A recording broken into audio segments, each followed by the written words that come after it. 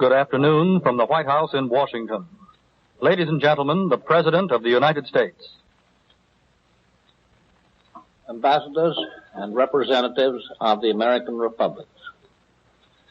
Today is the birthday of the New World. The peoples of the American republics are joining in paying tribute to the courage and vision of Christopher Columbus, whose name we honor and whose adventurous spirit we perpetuate. The survival of that spirit is more important than ever.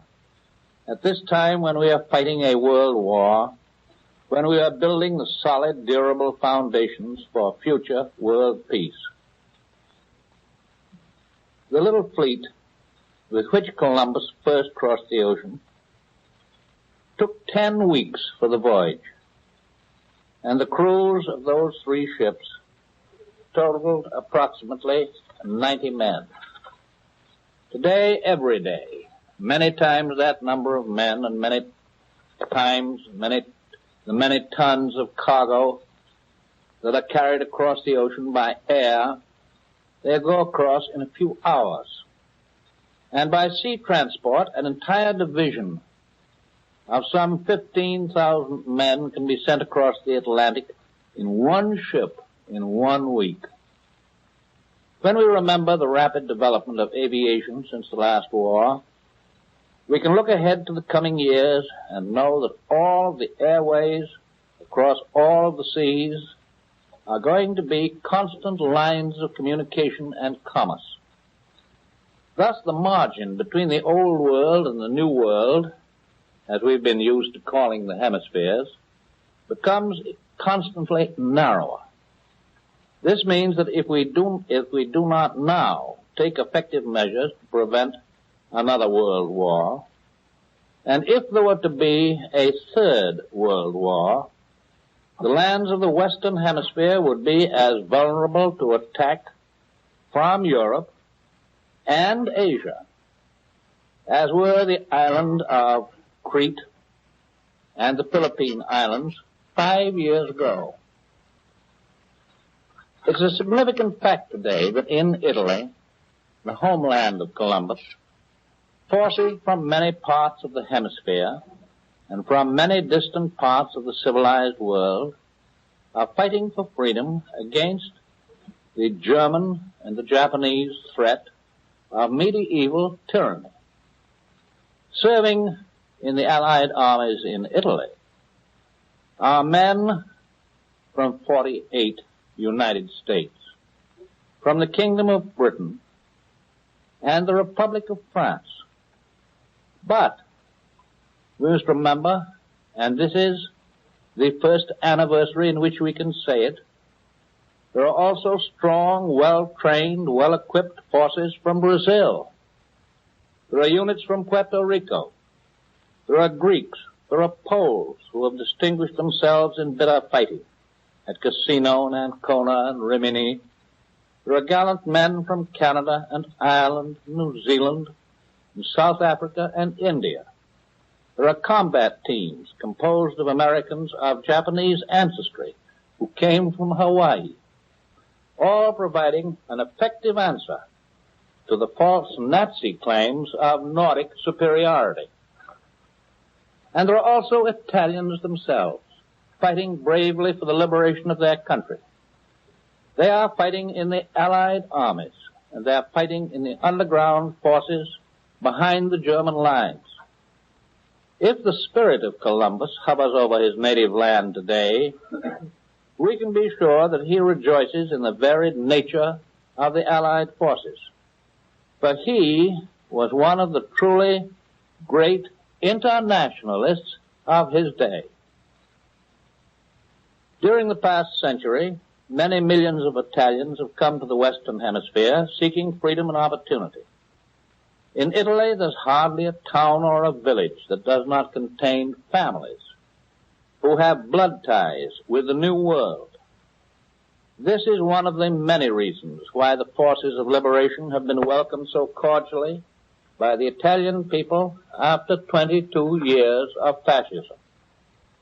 The fascists and the Nazis sought to deceive and to divide the American republics. They tried not only through propaganda from across the seas, but also through agents and spies and fifth columnists operating all over the Western Hemisphere. But we know that they failed. The American republics were not deceived by their protestations of peace and friendship, and they were not intimidated by their threats. The people of the United States will never forget how the other American republics, acting in accord with their pledges of solidarity, rallied to our common defense when the continent was violated by Axis treachery in an attack on this country. At that time, Axis armies were still unchecked, and even the stark threat of an invasion from Dakar hung over their heads. We have maintained the solidarity of the governments of all the American republics, except one, and the people of all the republics, I think without exception, will have the opportunity to share in the achievement of the common victory. The bonds that unite the American republics into a community of good neighbors must remain strong. We have not labored long and faithfully to build in this new world a system of international security and cooperation merely to let it be dissipated in any period of post-war indifference. Within the framework of the organization, this new world organization that we've heard so much of lately, this world organization of the United Nations, which the governments and the people of the American republics are helping to establish, the inter-American system can and must play a strong and vital role. Secretary Hull has told me of the conversations he has had with representatives of our sister republics concerning the formation of a world security organization. We have received important and valuable expressions of opinions and views from many of these governments.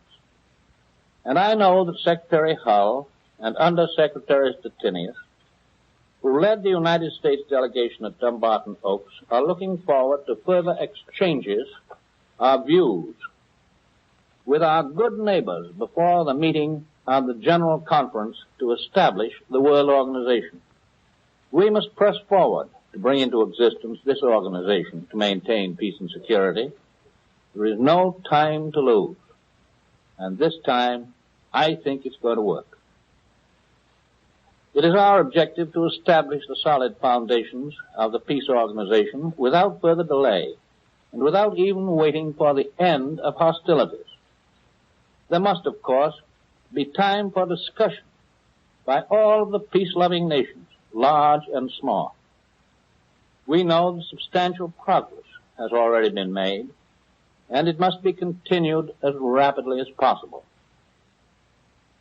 Like the Constitution of the United States and of many other republics, the Charter of the United Nations must not be static and inflexible, but must be adaptable to the changing conditions of progress, social and economic and political, all over the world.